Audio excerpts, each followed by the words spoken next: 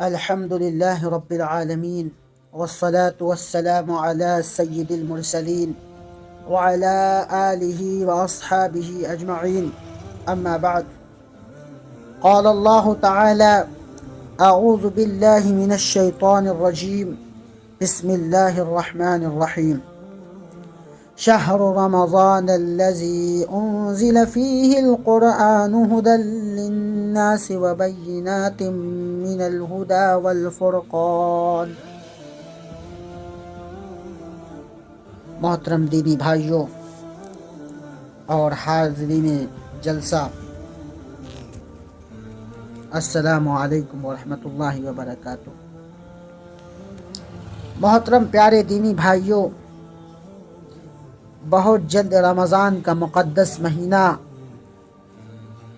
ہم پر رحمت اور برکت لے کر آنے والا ہے.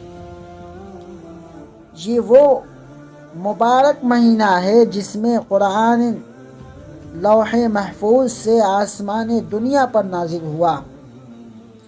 اللہ تعالی قرآن میں فرماتے ہیں: شہر رمضان الذی انزل فیہ القرآن ھدی للناس وبینات من الھدی والفرقان.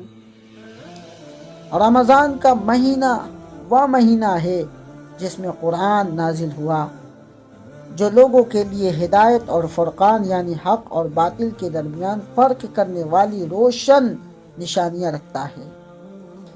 اس مقدس مہینے کی ایک خصوصی عبادت ہے روزہ، جس کا مقصد کیا ہے؟ جس کا مقصد یہ ہے کہ بندوں کے اندر اللہ کا خوف پیدا کرنا ہے. اللہ تعالیٰ نے قرآن کریم میں ارشاد فرمایا: یا ایھا الذین آمنوا کتب علیکم الصیام کما کتب علی الذین من قبلکم لعلکم تتقون. اے ایمان والو، جس طرح تم سے پہلے کے لوگوں پر روزہ فرض کیا گیا تھا، تم پر بھی کیا جا رہا ہے تاکہ تم متقی بن جاؤ. یہ روزہ وہ واحد عبادت ہے جس کا اجر و ثواب اللہ تعالیٰ نے مخفی کر رکھا ہے، چھپا رکھا ہے.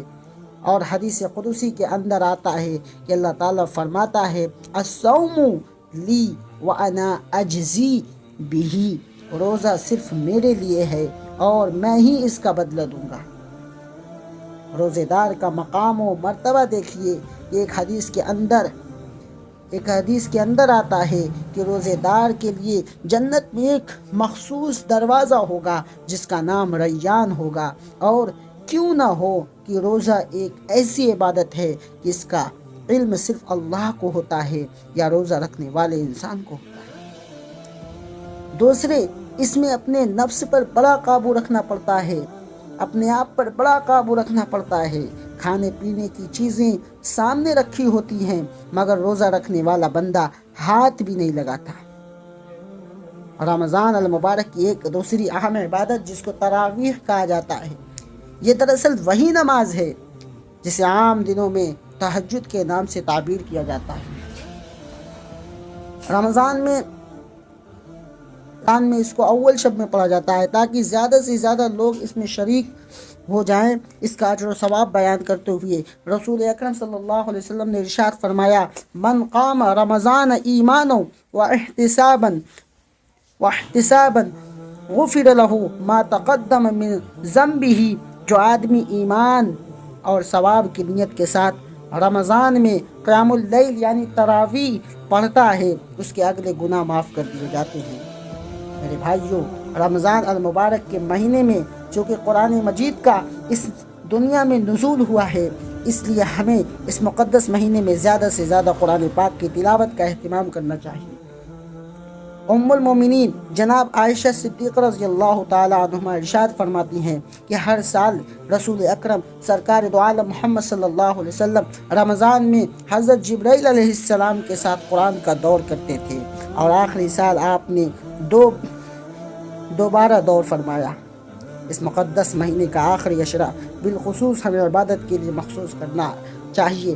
اما عائشہ فرماتی ہیں کہ رمضان کا آخری عشرہ آتا تو نبی صلی اللہ علیہ وسلم کمر کس لیتے، راتوں کو جاگ کر عبادت کرتے اور اپنے گھر والوں کو بھی جگاتے۔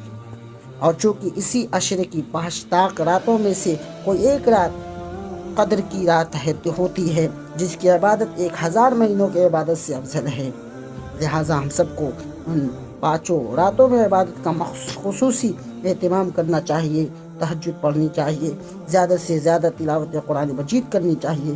اللہ تعالی ہم سب کو اس مقدس مہینے میں اعمال خیر انجام دینے کی توفیق عطا فرمائے، آمین۔ وآخر دعوانا الحمد للہ رب العالمین۔